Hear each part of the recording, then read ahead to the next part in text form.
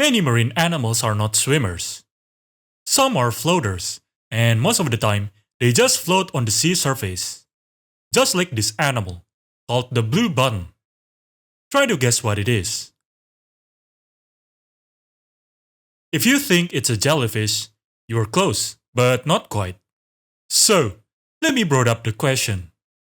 What exactly is blue button?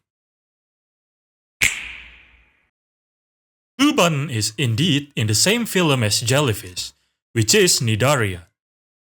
They even share the same subphylum, which is the Medusozoa. While true jellyfishes are classified in the classes Kyphozoa, the blue button are part of the classes Hydrozoa. Medusozoa often undergoes two main stages of their life, the polyp and the medusa. While the true jellyfish's life are dominantly medusoid, the hydrozoan are, most of the time, dominantly polypoid.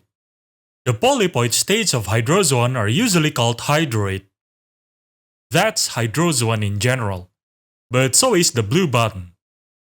You might have already heard the Portuguese malabar, maybe from my previous video, or, well, from anywhere to be honest. They are more on the popular side after all. Let's say the blue button is the relatively unknown cousin of the Portuguese malabar. Blue button are called blue button because, if it's not obvious enough, they look like a blue button. Simple. Their scientific name is porpita. Some place them under one species, Porpita porpita, but some recognize two other species. Debatable though. They are classified in the familia Porpitidae, under the ordo Anthoatecata. Well, most place them as so, but few might place them in their own group, which is the chondrophores, usually considered invalid though. While they are indeed not a popular animal, they are actually widely distributed. They can be found in the warmer region of the Pacific, Atlantic, and especially Indian Ocean. They even can be found in the Mediterranean and Eastern Arabian Sea. Just like the manowar, their polypoid phase are actually colony of individual hydroids. On top of this polyp is a disc-shaped float sac, usually slightly convex or more on the flat side. This sac is filled with air, so they could float on the surface.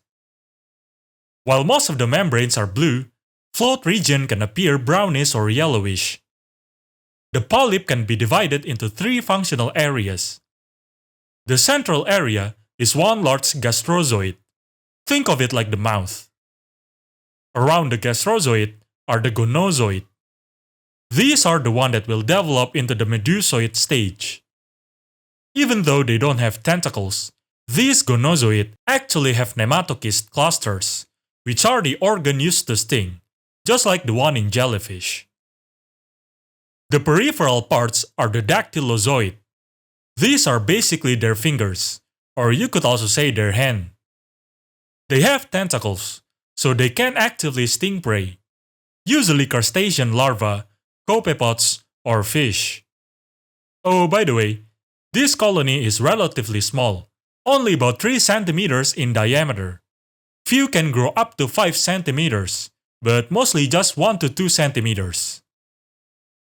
Now, let's talk about the medusoid stage. Medusas emerge from the base of gonozoid. When newly emerged, the medusa has 4 radial canals and no tentacles. When reaching adulthood, it has 8 radial canals.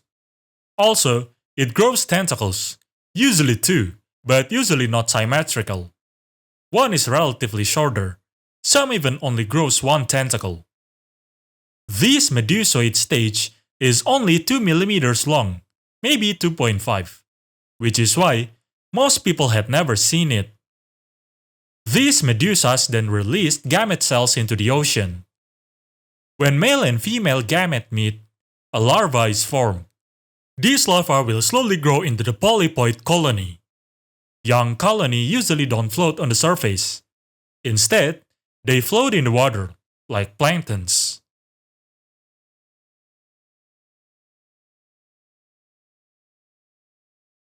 Blue button stings are usually not harmful to human, but on a rare case, it could be. In 2005, a publication shows that a surfer got a dermatitis from a blue button sting. The publication also specifically said that the patient had experienced contact with blue button several times, but never had received this kind of effect. Interestingly, this publication was directed to be an evidence of global warming. But how though? On Kitahama Beach, Wakayama Prefecture, in 1996, 303 blue buttons were found ashore. In 2003, 1,213 are found, which is almost 4 times the number. In 2004, around 9,000 are found, which are quite an increase.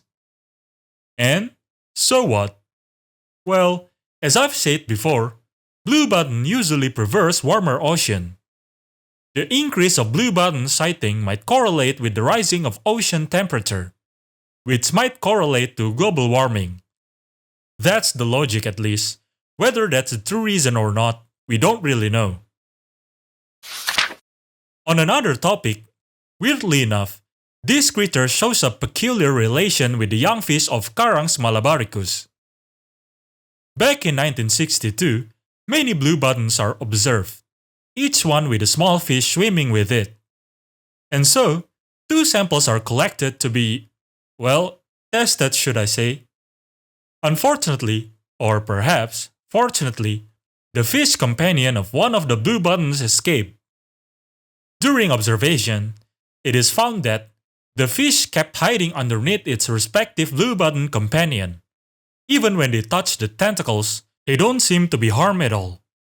When they tried separating the fish from its blue button companion, the fish was distressed and kept panicking, even when there is no disturbance. When it was then released into the same jar as its companion, it quickly swam back to it. And so, they tried another condition.